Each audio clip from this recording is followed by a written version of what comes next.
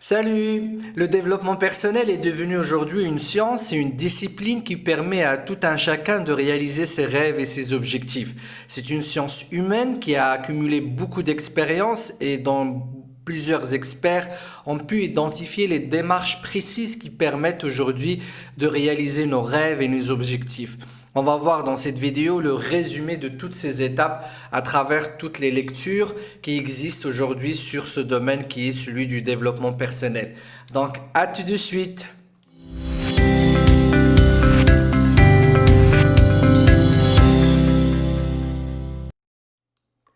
Bien, donc nous allons voir comment réaliser vos rêves et vos objectifs en 10 étapes qui résument tout ce qui existe aujourd'hui dans le développement personnel et toutes les démarches de coaching et d'accompagnement. On ne pourra pas bien évidemment rentrer dans tous les détails de chaque étape, mais ça va vous donner une structure qui est à suivre quand vous entreprenez une démarche pour réaliser vos objectifs et à quoi vous pouvez vous attendre quand vous commencez le développement personnel à travers des lectures ou à travers des formations ou à travers un coaching.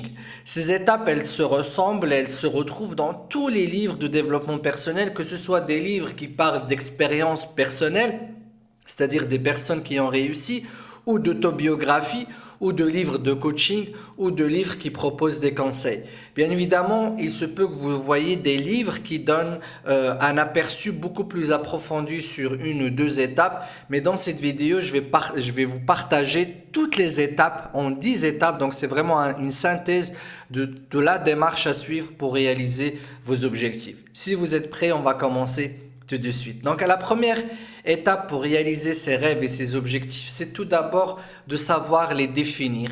Et oui, ce n'est pas évident quand on vit dans un système qui nous apprend à suivre les chemins battus ou les sentiers battus et qui nous permet ou qui nous pousse à être dans des moules et à suivre des études et une scolarité qui est déjà prédéfinie. C'est très difficile finalement de se reconnecter avec ses rêves. J'ai rencontré beaucoup de personnes qui, avec le temps, se sont habituées à réfléchir leurs désirs, à les penser, mais ne jamais les ressentir. Et finalement, ce ne sont pas des désirs, ce ne sont que des projets, des plans d'action qui réussissent, mais souvent de manière médiocre ou passagère, ou même quand ils réussissent matériellement, ça n'a aucune rétribution sentimentale ou émotionnelle, ou même spirituelle chez la personne qui arrive à ses objectifs ou à cette réussite. Donc finalement, le fait de définir ses objectifs, ses rêves et ses désirs est devenu tout un volet particulier dans le développement personnel, dont plusieurs livres se consacrent et donnent des techniques et des détails pour pouvoir se connecter avec ses rêves. Personnellement, dans les séances de coaching, il m'arrive de faire plusieurs séances avec des personnes, rien que pour qu'ils puissent finalement mettre l'accent ou le point sur ce qu'ils désirent réellement. En fait, ce qui se passe, c'est qu'avec le temps, on finit par créer plusieurs couches sur notre cœur et qui fait qu'on devient aveugle vis-à-vis de nos désirs et nos rêves les plus profonds. Donc, une des premières choses à faire quand on s'inscrit dans la démarche du développement personnel, c'est d'apprendre à définir ses rêves et ses objectifs et ses désirs les plus profonds. Ces rêves, on n'a pas à les apprendre dans un livre, on n'a pas à les emprunter d'une personne ou d'un ami ou d'une personne proche. Mais ce sont en fait des choses qui sont inscrites un peu dans notre ADN ou qui viennent surtout avec notre âme et notre esprit. Quand on parle à un enfant, à un adolescent, il parle facilement de ses désirs et de ses envies et c'est quelque chose qui ne réfléchit pas en fait, qui vient comme ça. Mais avec la pression des parents, du système, on finit par abandonner ses rêves. Ce n'est pas le cas de tout le monde. Pour certains, les rêves et les désirs sont précis. Pour d'autres, ils sont plus ou moins flous et pour beaucoup, ils ne sont pas du tout existants. En fait, ils le sont, mais ils n'arrivent plus à y accéder. Donc, c'est la première chose à faire quand on veut réaliser ses rêves et ses objectifs. La deuxième chose ou la deuxième étape que propose le développement personnel, c'est d'accepter ses rêves et ses désirs. C'est un peu bizarre parce que ce sont nos rêves et nos désirs et malgré cela, on doit les accepter. Et oui, souvent avec le système de société aujourd'hui qui existe, on se retrouve avec le temps être en décalage très loin entre ce que nous vivons, ce que nous pensons, ce que nous faisons au quotidien et nos rêves et nos désirs. Donc souvent, il faut faire tout un travail pour rapprocher ces désirs à notre esprit, à notre pensée et comprendre qu'il faut absolument les accepter, les intégrer dans notre système, dans notre mindset, dans notre façon de réfléchir. Pour certains, c'est assez facile, ça prend très peu de temps. Pour d'autres, ça prend beaucoup de temps. Ils ont vraiment besoin de faire tout un travail d'accompagnement, de lecture et de preuve pour qu'ils sachent que ce qu'ils désirent est vraiment ce qu'ils doivent réaliser et ce n'est pas quelque chose qui leur est imposé. Il y a beaucoup de personnes aussi qui souffrent de la peur. Ils ont tellement tenté de choses, de projets, ils ont suivi tellement de voies qui finissent par se dire que de toute façon, c'est peut-être encore une fois une voie illusoire, c'est peut-être encore une fois un projet passager et que ce n'est pas forcément ce que je désire au plus profond de moi. Quand on fait le travail de définition à l'avance, on sait que c'est très bien défini, il faut tout de même finir par l'accepter parce que sinon, toutes les autres étapes ne vont pas marcher étant donné qu'il y a une résistance vis-à-vis de ses propres rêves. Et oui, on peut résister à réussir et souvent on parle de la peur de la réussite qui est beaucoup plus subtile, beaucoup plus cachée et beaucoup plus inquiétante et dangereuse que la peur d'échouer ou de la peur de l'échec. Bien, maintenant la troisième étape de ce processus pour réaliser ses rêves et ses objectifs, c'est de se concentrer sur vos rêves et vos désirs. En fait, la réalité, encore une fois, étant loin de nos rêves et de nos désirs, c'est pour ça qu'on les appelle des rêves et des désirs, parce qu'ils sont loin, la réalité nous poussera souvent à revenir au quotidien sous l'idée de se dire il faut rester pragmatique, réaliste, et on finit par oublier nos rêves et nos désirs, on les ressort de temps à autre lors de certaines formations, en début d'année ou à l'occasion d'un anniversaire. Mais en fin de compte, on se retrouve à faire ce que nous avons l'habitude de faire au quotidien. Donc le développement personnel propose un tas de techniques pour nous permettre de se concentrer sur nos rêves et surtout de les visualiser au quotidien pour pouvoir les manifester petit à petit et surtout maintenir cette énergie importante pour réaliser nos rêves. Donc il y a tout un ensemble d'astuces qui permettent de se concentrer et d'ailleurs la concentration est la première étape pour réaliser nos rêves et nos objectifs. Sans concentration, il n'y aura pas de réalisation. Sans focalisation, il n'y aura pas de faisabilité de ce que nous pensons pouvoir faire ou vouloir réaliser. Ensuite, l'autre étape, c'est d'avoir le mindset de vos rêves ou vos désirs. En fait, quand on veut réaliser quelque chose, et là je donne très peu d'exemples, mais je peux en donner un maintenant. Si par exemple on a comme rêve et désir de devenir milliardaire ou de faire un métier qui est artistique très loin de ce que nous faisons aujourd'hui, ou si notre rêve est d'atteindre d'un certain niveau spirituel ou de travailler sur notre corps pour avoir un physique particulier, il faut avoir la mentalité des personnes qui possèdent déjà ce que nous cherchons à avoir. Donc il faut avoir une mentalité correspondante au rêve parce qu'en fait les actions quand on les entame au quotidien, il se peut que leur effet soit annulé à cause d'une résistance mentale. On a vu la première résistance, c'est le fait d'accepter ses rêves. La deuxième résistance que notre cerveau développe, c'est le fait de réaliser ce rêve au quotidien. Donc nous avons besoin d'adopter un mindset, une mentalité, une vibration, une énergie correspondante aux rêves et aux désirs que nous voulons atteindre. Là aussi, il y a un ensemble de livres, il y a des livres qui s'appellent tout simplement Mindset, il y a un ensemble de livres et beaucoup de littérature en développement personnel est faite pour aider les gens à avoir cette mentalité, cette vibration pour atteindre ou pour réaliser ses rêves. Et vous voyez, c'est encore une fois avant même d'agir ou pendant l'action qu'on doit déjà être dans l'état de la réalisation de ce que nous voulons être. Ensuite, l'autre étape, et là c'est en général la première étape par laquelle commencent les gens et c'est pour ça qu'ils n'arrivent pas à réaliser leurs objectifs et leurs rêves, c'est le fait d'avoir un plan d'action.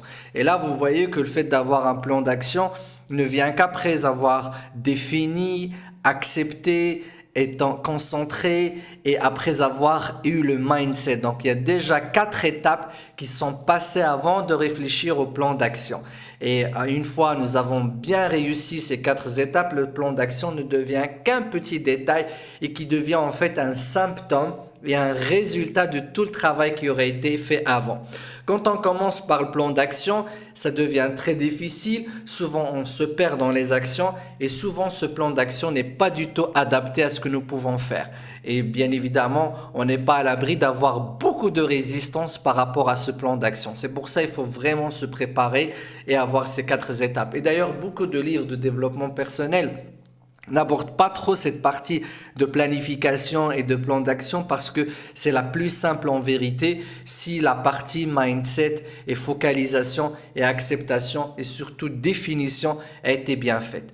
Ensuite, avancer sur son plan d'action nécessite aussi un travail de concentration, aussi un travail de persévérance. Ça aussi, le développement personnel permet de l'avoir à travers tout ce qui a été écrit sur la productivité, sur l'importance des rituels, comment instaurer de nouvelles habitudes. Tout cela, ce sont finalement que des techniques qui permettent de mettre en place son plan d'action, mais qui sont aussi nécessaires, mais elles ne sont pas les premières à mettre en place. Ensuite, l'autre étape pour pouvoir réaliser ses rêves et ses objectifs, c'est le fait de développer les compétences nécessaires. C'est un volet du développement personnel qui permet de développer des capacités ou des aptitudes techniques comme l'intelligence émotionnelle, la prise de parole en public, l'intelligence financière, la planification, la gestion du temps, la prise de parole en public, un tas de techniques, la négociation, le fait de convaincre, avoir confiance en soi, avoir l'estime de soi. Beaucoup de personnes vont directement chercher ces techniques pour pouvoir les appliquer alors qu'ils n'ont même pas encore défini leurs rêves, leurs désirs, leurs objectifs et peut-être qu'ils croient même pas qu'ils sont capables de réaliser leurs rêves et leurs objectifs. Finalement, ils se dotent de beaucoup de techniques et beaucoup de moyens de développement personnel, mais sans forcément réaliser quoi que ce soit. C'est pour ça que c'est très important de ne pas se perdre dans tout ce que propose le développement personnel comme technique, comme moyen, avant d'avoir fait un travail sur soi qui est de définir ses vrais rêves et ses vrais désirs. Parce que cette vie, elle est faite pour qu'on puisse évoluer. Évoluer vers quoi? Vers ses propres rêves et ses propres désirs. Parce que ce ne sont pas des choses qu'on réfléchit, mais ce sont des choses que notre âme amène et nous demande de réaliser comme mission sur cette terre. Et donc toutes ces techniques, certes, elles sont importantes, elles sont primordiales, elles sont nécessaires, mais elles ne sont pas suffisantes à elles-mêmes si nous n'avons pas fait un travail global sur ce que nous voulons vraiment atteindre pour être heureux ou en étant heureux. Ensuite, célébrer les réalisations.